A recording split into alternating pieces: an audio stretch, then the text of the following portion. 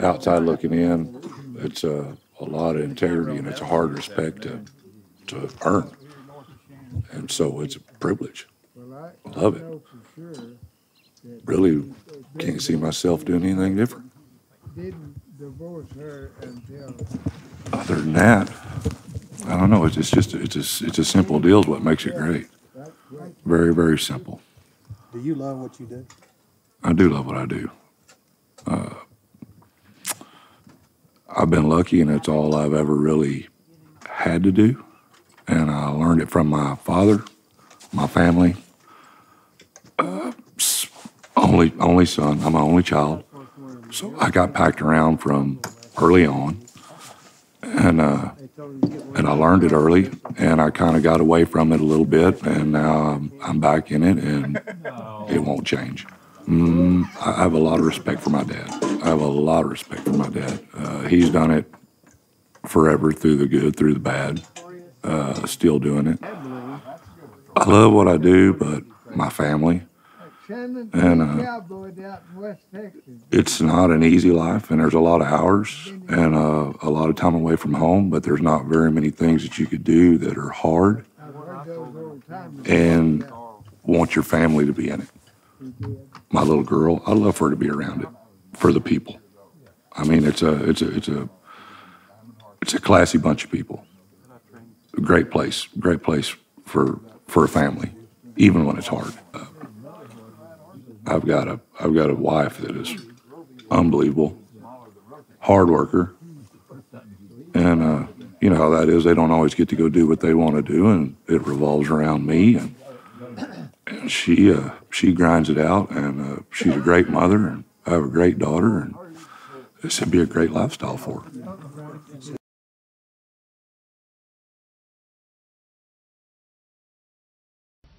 Well, I always think about Trey. We was kids growing up. We was probably 18 or 19, and Trey had we all went out one night and ended up staying at my parents' house, and we had a man call me the next morning to go catch a few cows, and Trey didn't have a horse, so he was going to ride one of mine. I had a big old bay horse that he was a good horse.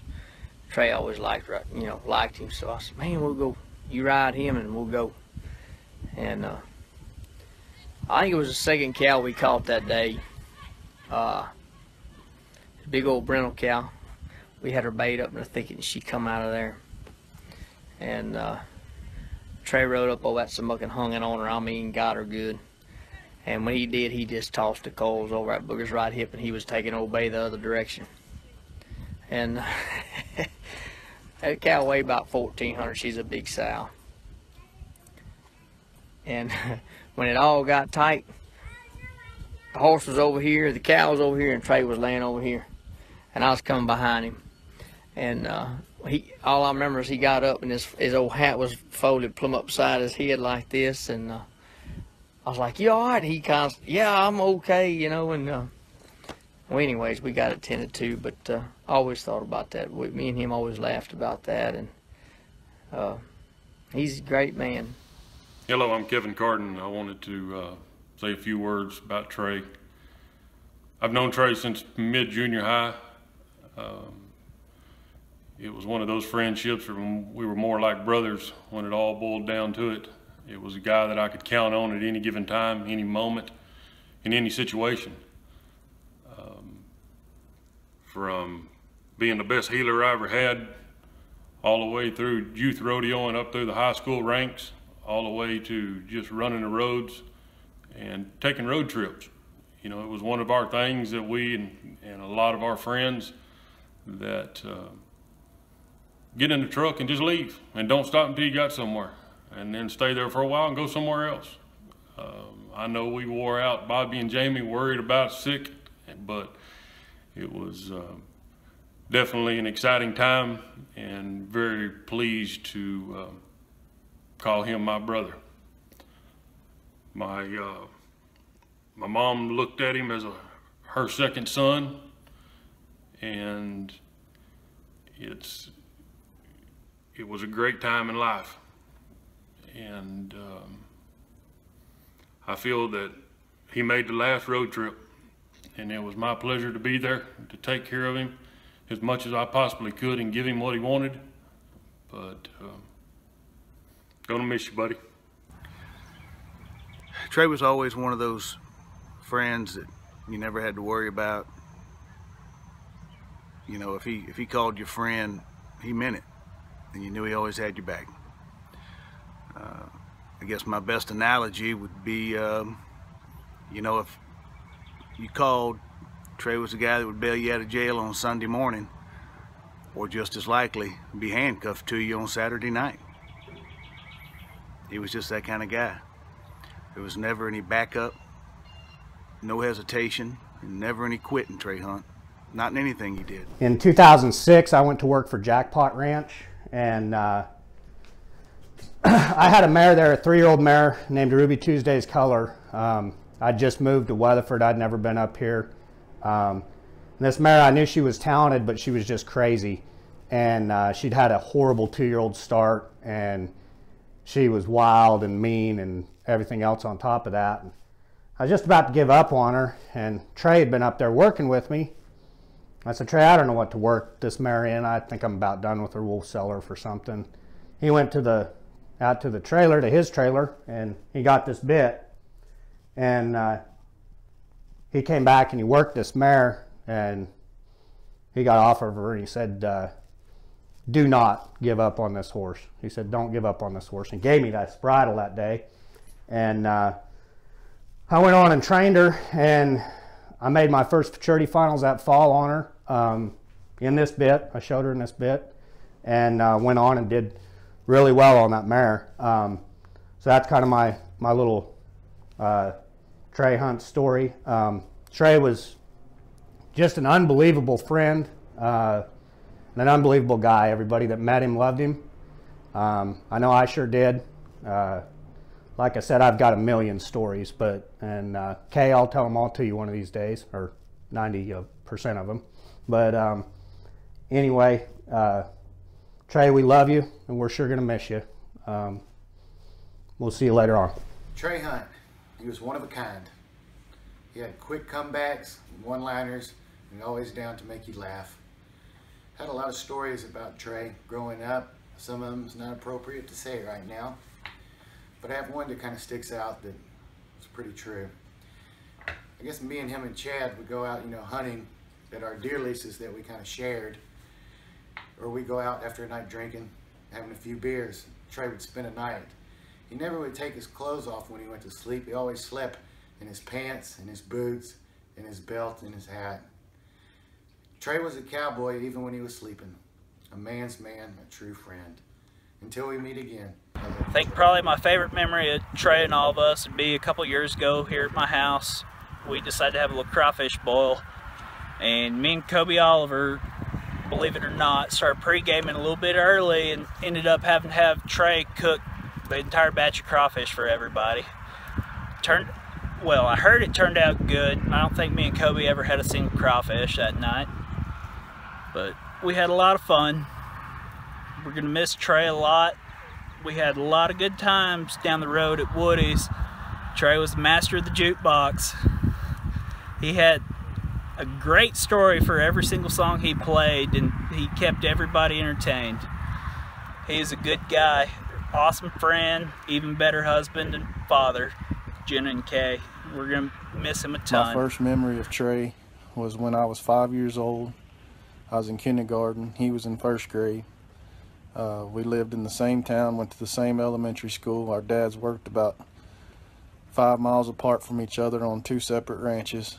And I'd seen Trey a couple times, maybe at a cutting or when we'd go over there to work horses at where his dad worked. And didn't know him real good, but he was a familiar face. And I was a kid that had just moved to the area and didn't have a lot of friends and didn't know a lot of people. And I'd see Trey passing in the hall at school, and it was a familiar face, and that's how our friendship basically got started. We took a field trip one day that year to the Bluebell ice cream where they make it there in Brenham, and the kindergartners got paired up with a first grader. Well, that was kind of a given. I made sure I got paired up with Trey, seeing that I knew him and he was familiar to me, and so we got paired up that day. And I can honestly tell you, to this day, I'm 40 years old now, so 35 years later, I don't recall a day that I have laughed any harder than I did on that day. And I know you think I'm crazy that I can remember that, being that I was in kindergarten, but when you laugh so hard that you have to get down off your seat in the school bus onto the floor, and just so that you don't pee your britches, I think that's why it sticks in my memory, because I'm telling you, I did do some laughing that day.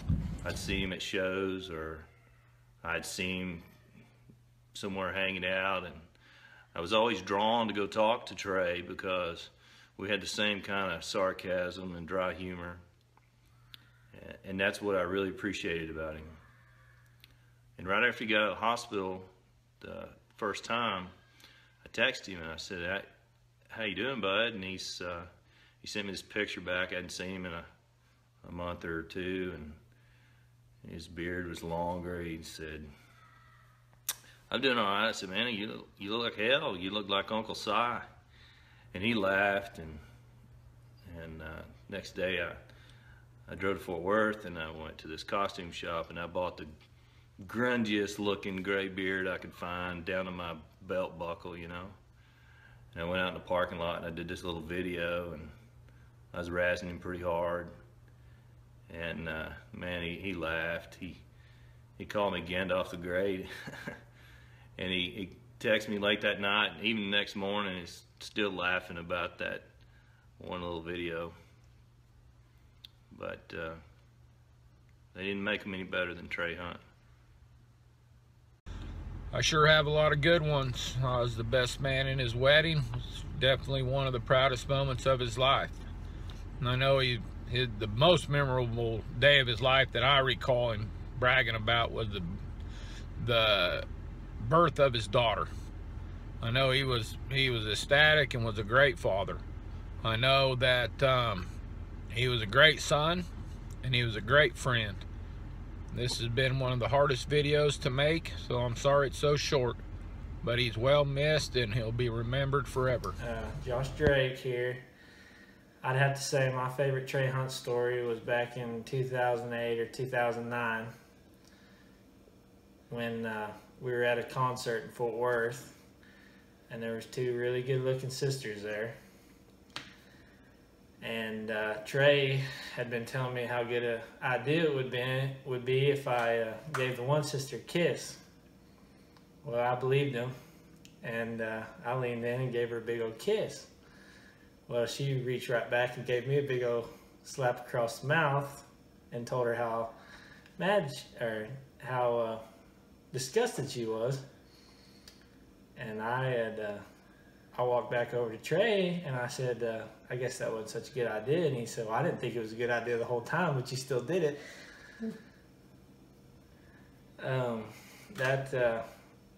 I don't know, I guess that's kind of the stuff I always remember about Trey. He was, there was never a dull moment. You were never bored. And he was always a good time to be around. He was that guy that I gravitated to. No matter where we were, where I saw him, I walked up to Trey Hunt just to bullshit, just to see what he was doing, and for him to make me laugh. I didn't have to be a Hall of Famer.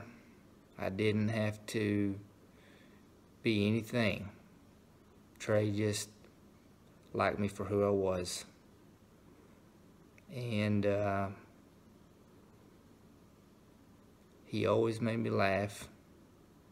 Every time I was around him, all I did was laugh. Laugh and drink beer. And inhale his smoke.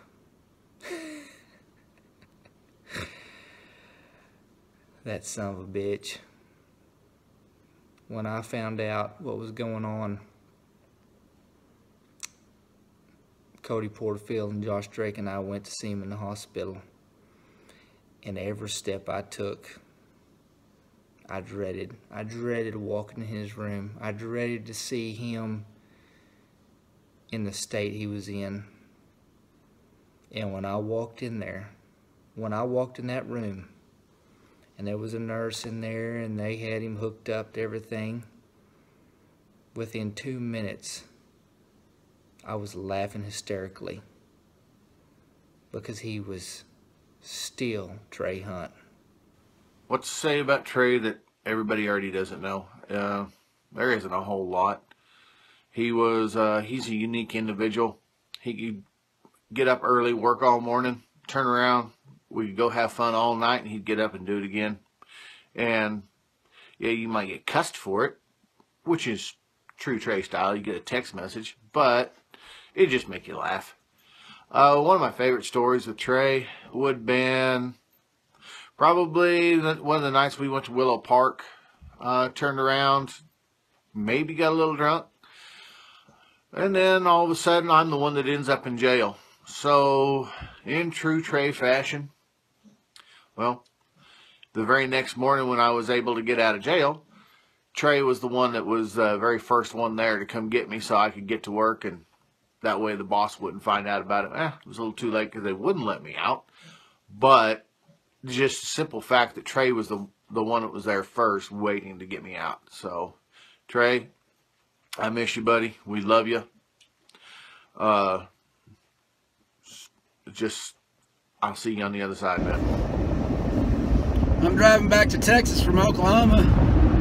Reminds me of a story of me and Trey a couple years ago came up here to a golf tournament, and we played the first day. It was a 2-day tournament. We played the first day. We played awesome. We were drinking, having fun, and I mean, we couldn't hit a bad shot.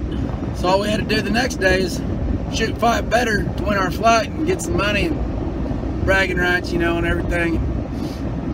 And hell, we couldn't hit our ass with both hands, shanking balls right and left. We said, crap. It was early in the morning. We said, shit, well, might as well get some Budweiser and Boone's Farm and see if we can make this up. Well, we didn't shoot any better after the Budweiser and Boone's Farm, but I'm telling you what, we had a hell of a time. We couldn't stop laughing, and next day on the way home, all we did was recite movie one-liners. We never even said a word or made sense of anything. All we did was laugh. That was pretty much how Trey and I always spent our time, was laughing, or him giving me advice. And I tell you what, he's one of a kind. He's the best man I've ever known. He never met a stranger. He was a damn good cowboy. My Concho, I love you. And I know you'll always be there for me. And I'll always be there for Jen and Kay if they need me. I love you, buddy.